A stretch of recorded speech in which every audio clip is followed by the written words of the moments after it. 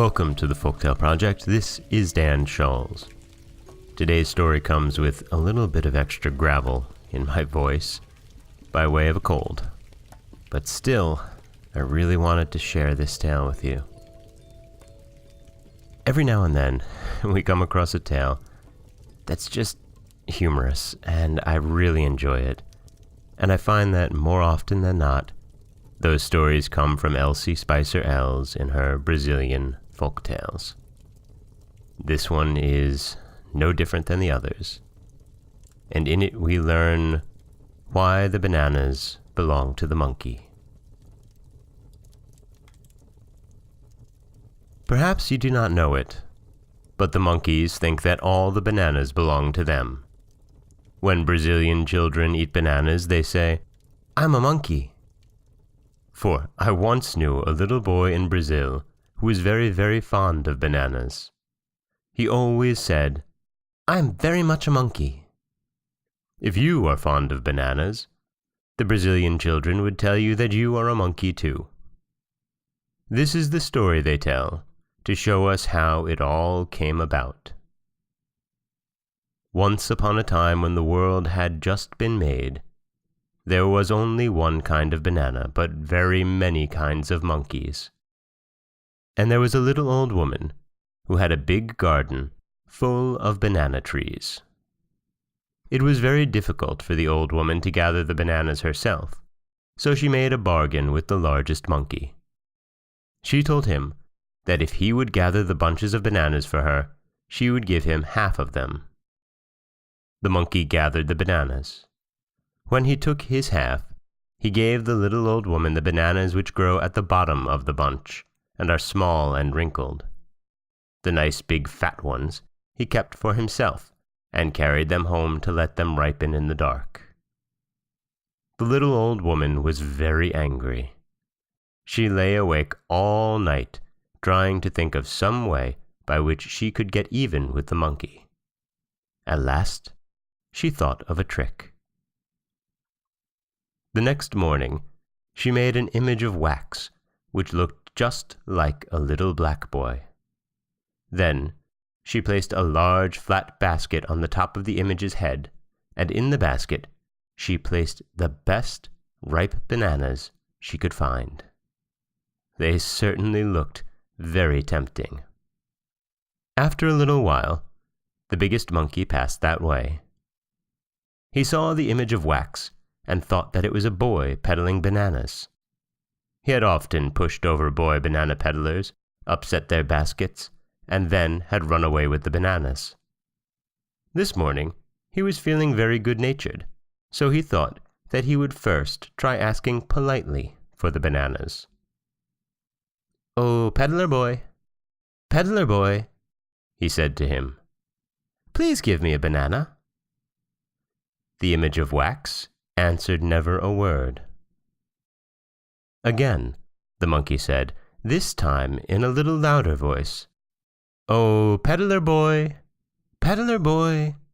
please give me a banana, just one little, ripe little, sweet little banana." The image of wax answered never a word. Then the monkey called out in his loudest voice, "Oh, peddler boy, if you don't give me a banana, I'll give you such a push that it will upset all of your bananas." The image of wax was silent. The monkey ran toward the image of wax and struck it hard with his hand, and his hand remained firmly embedded in the wax. "Oh, peddler boy, let go of my hand," the monkey called out. "Let go of my hand and give me a banana, or else I'll give you a hard, hard blow with my other hand." The image of wax did not let go. The monkey gave the image a hard, hard blow with his other hand, and the other hand remained firmly embedded in the wax.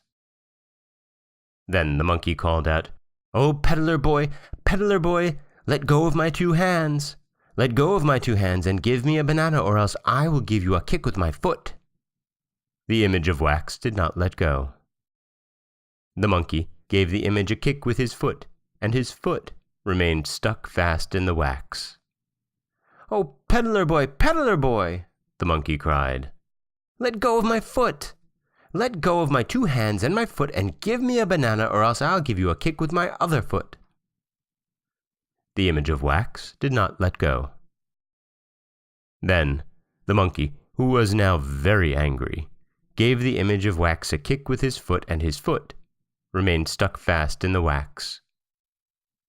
The monkey shouted, "Oh, peddler boy, let go of my foot!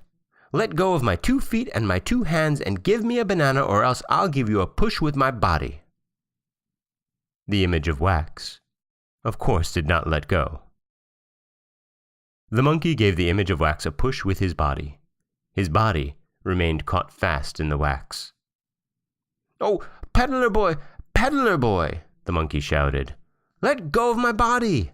Let go of my body and my 2 feet and my 2 hands, or I'll call all the other monkeys to help me."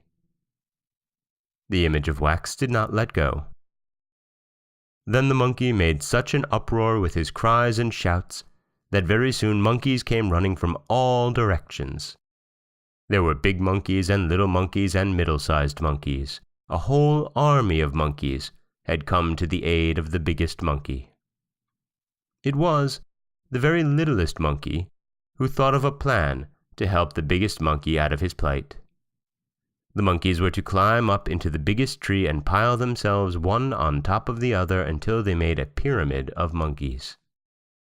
The monkey with the loudest voice of all was to be on top, and he was to shout his very loudest to the sun and ask the sun to come and help the biggest monkey out of his dreadful difficulty. And this is what all the big-sized, little-sized, middle-sized monkeys did. The monkey with the loudest voice on top of the pyramid made the sun hear. The sun came at once. The sun poured his hottest rays down upon the wax. After a while, the wax began to melt. The monkey was at last able to pull out one of his hands. The sun poured down more of his hottest rays, and soon the monkey was able to pull out his 2 hands. Then he could pull out 1 foot, then another, and in a little while his body too. At last he was free. When the little old woman saw what had happened, she was very much discouraged about raising bananas. She decided to move to another part of the world, where she raised cabbages instead of bananas. The monkeys were left in possession of the big garden full of banana trees, and from that day, the monkeys have thought that they own all the bananas. And that is Elsie Spicer Els's Brazilian folktale of why the bananas belong to the monkey. Like I said, sometimes the story is just fun. And personally, I love the ending to this one.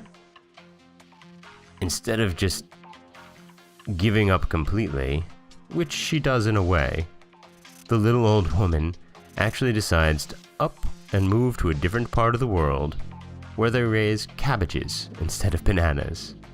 About as anti-banana as one can get. This is Dan Scholes for the Folktale Project. Don't forget that you can subscribe to the podcast on Apple Podcasts, Stitcher, Google Play, Overcast, anywhere you like to get your podcasts. You can follow us on Twitter at Folktale Project. You can find us on Auto Radio, TuneIn Radio, iHeartRadio, Spotify, anywhere you like to listen. And you can always head over to folktaleproject.com, where you'll find a new story waiting for you every Monday, Wednesday, and Friday. As always, thank you so much for listening.